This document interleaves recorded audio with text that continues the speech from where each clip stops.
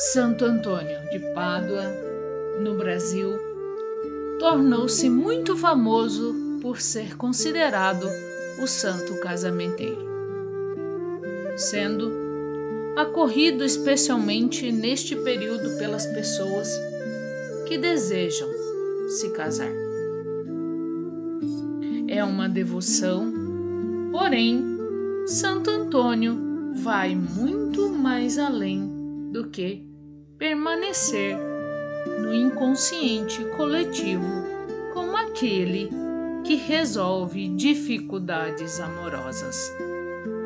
Mas a sua vida é um testemunho latente de discipulado de Cristo por meio da pregação para os dias de hoje.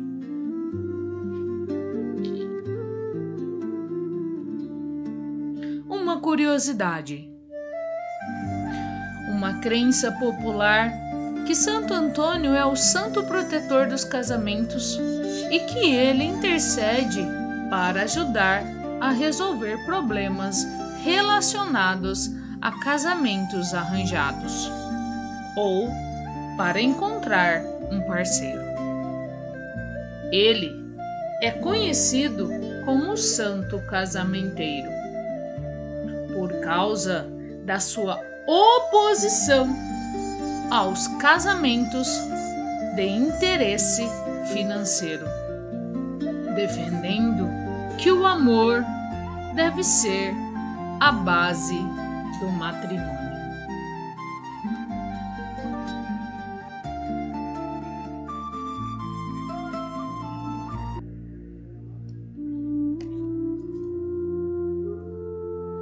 Antônio nasceu em Portugal, em Lisboa, em 1195. Uma tradição indica a data de 15 de agosto. Ele era filho do nobre Martino de Buglione e de Dona Maria Taveira. Sua casa ficava a poucos metros da catedral. Ele foi batizado com o nome de Fernando. Acima de tudo, pela mediocridade moral e a superficialidade e a corrupção da sociedade, se sentiu animado a entrar no mosteiro dos Agostinianos de São Vicente, fora dos muros de Lisboa, para viver o ideal evangélico, sem concessões entre os agostinianos. Assim, Antônio fez sua primeira grande jornada, cerca de 230 quilômetros, o que separava Lisboa de Coimbra, então a capital de Portugal. Tinha 17 anos e chegou em um ambiente onde viveu com uma grande comunidade de cerca de 70 membros, para o curso de 8 anos, de 1212 a 1220. Estes foram anos importantes para a formação humana e intelectual do santo, que podia contar com professores talentosos e com uma biblioteca rica e atualizada.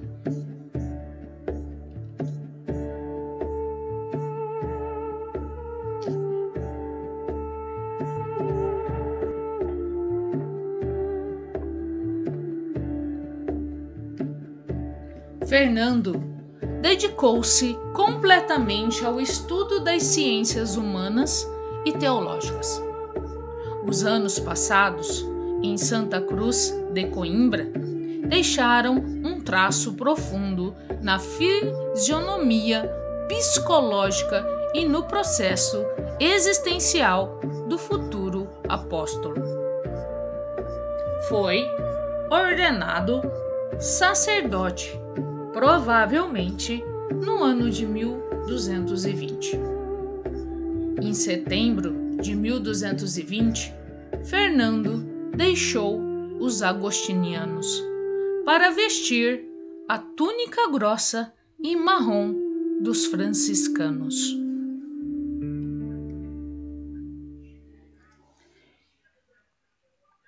Em Coimbra, aconteceu um fato que marcou uma mudança decisiva em sua vida.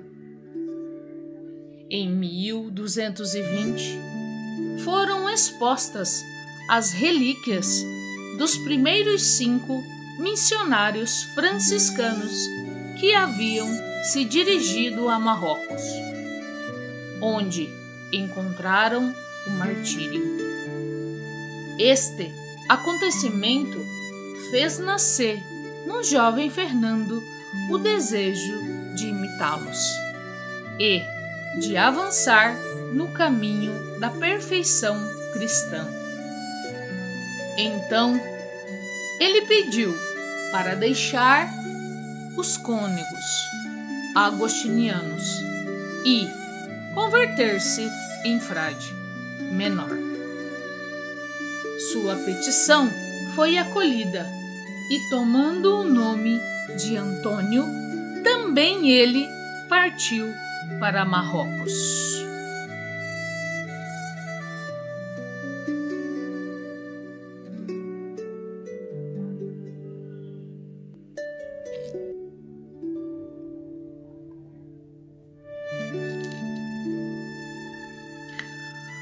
Por causa de uma doença, ele se viu obrigado a voltar à Itália e, em 1221, participou do famoso capítulo das Esteiras, em Assis, onde também encontrou Francisco.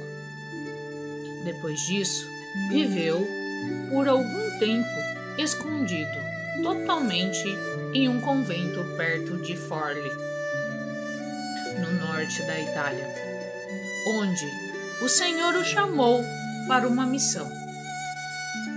Convidado por circunstâncias totalmente casuais a pregar por ocasião de uma ordenação sacerdotal, Antônio mostrou estar dotado de tal ciência e eloquência que os superiores o destinaram à pregação. Ele começou assim, na Itália e na França, uma atividade apostólica tão intensa e eficaz, que levou muitas pessoas que haviam se separado da igreja a voltar atrás. Esteve também entre os primeiros professores de teologia dos frades menores, talvez, inclusive, o primeiro. Começou a lecionar em Bolonha, com a bênção de Francisco, o qual, reconhecendo as virtudes de Antônio, enviou-lhe uma breve carta com estas palavras: Eu gostaria que você lecionasse teologia aos frades. Antônio colocou as bases da teologia franciscana, que cultivava por outras insígnes figuras de pensadores. Teria conhecido seu zenite, como São Boaventura e o beato Donus Scotus.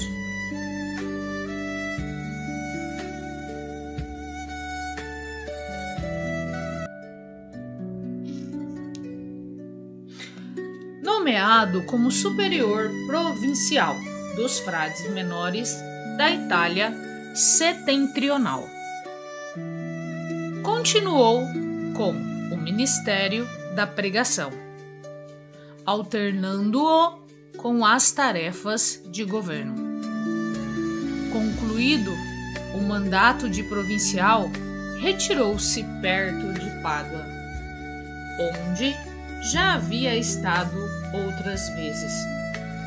Depois de apenas um ano, morreu nas portas da cidade, no dia 13 de junho de 1231.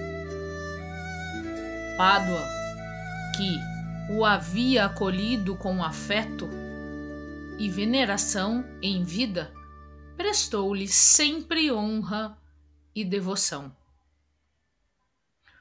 O próprio Papa Gregório IX, que, depois de tê-lo escutado pregar, definiu-o como Arca do Testamento. Canonizou-o em 1232, também a partir dos milagres ocorridos por sua intercessão.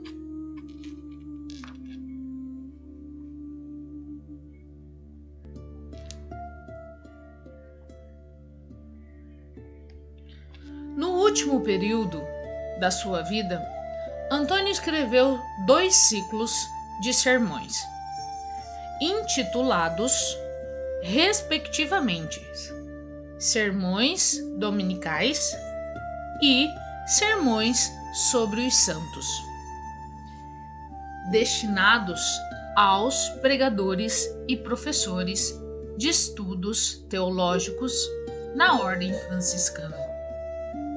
Neles, comentou os textos da Sagrada Escritura apresentados pela liturgia, utilizando a interpretação patrístico-medieval dos 4 sentidos: o literal ou histórico, o alegórico ou cristológico, o tropológico ou moral e o analógico, que orienta a vida eterna.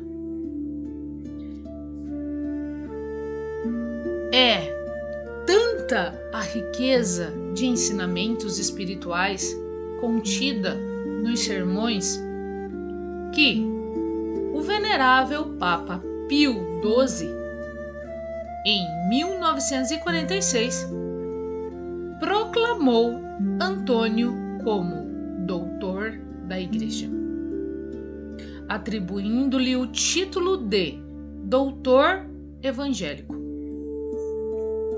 porque destes escritos surge a frescura e beleza do Evangelho. Ainda hoje podemos lê-los com grande proveito espiritual.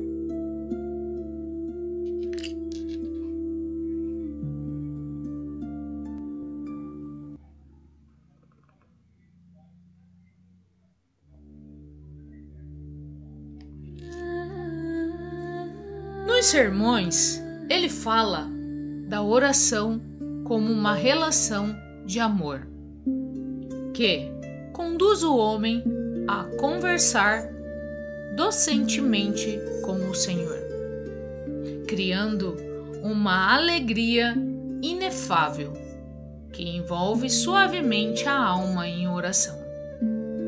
Antônio nos recorda que a oração precisa de uma atmosfera de silêncio, que não coincide com o afastamento do barulho externo, mas é experiência interior que procura evitar as distrações provocadas pelas preocupações da alma. A oração se compõe de 4 atitudes indispensáveis que, no latim de Antônio, definem-se como obsecratio, oratio, postulatio, gratiarum actium.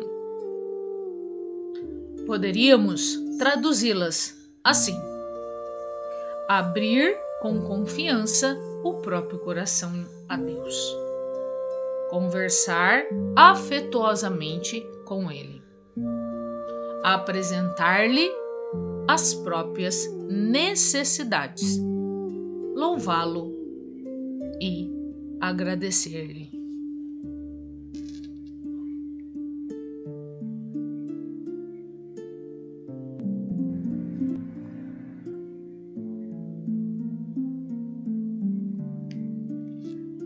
Neste ensinamento de Antônio sobre a oração, conhecemos um dos traços específicos da teologia franciscana, da qual ele foi o iniciador, isto é, o papel designado ao amor divino, que entra na esfera dos afetos, da vontade, do coração, e que é também a fonte de onde brota um conhecimento espiritual que ultrapassa todo o conhecimento. Antônio escreve: a caridade é a alma da fé. É o que a torna viva. Sem o amor, a fé morre. Só uma alma que reza pode realizar progressos na vida espiritual. Este foi o objeto privilegiado da pregação de Antônio. Ele conhecia bem os defeitos da natureza humana, a tendência a cair no pecado.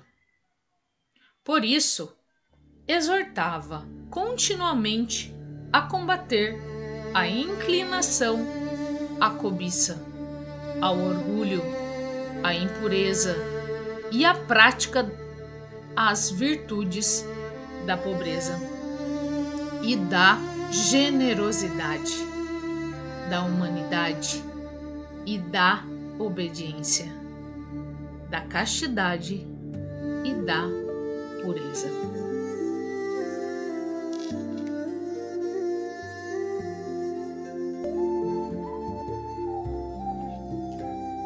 Antônio, na escola de Francisco, sempre coloca Cristo no centro da vida e do pensamento, da ação e da pregação. Este é o outro traço típico da teologia franciscana, o cristocentrismo. Alegremente, ela contempla e convida a contemplar os mistérios da humanidade do Senhor, particularmente o do Natal, que suscitam sentimentos de amor e gratidão pela bondade divina. Também a visão do crucificado. Antônio escreve: Cristo, que é a tua vida, está pregado diante de ti, porque tu vês a cruz como em um espelho. Nela poderás conhecer quão mortais foram tuas feridas, que nenhum remédio teria podido curar, a não ser o sangue do Filho de Deus. Se olhas bem, poderás perceber quão grandes são tuas dignidade e teu valor. Em nenhum outro lugar o homem pode perceber melhor o quanto vale, a não ser no espelho da cruz.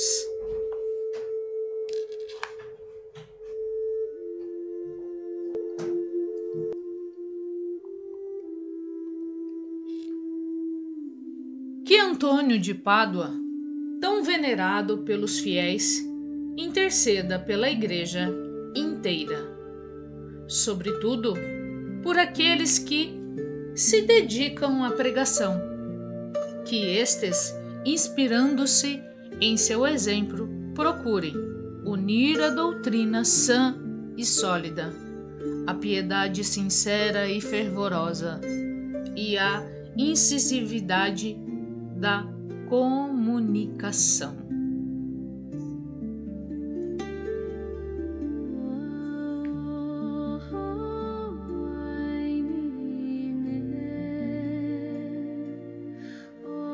Show.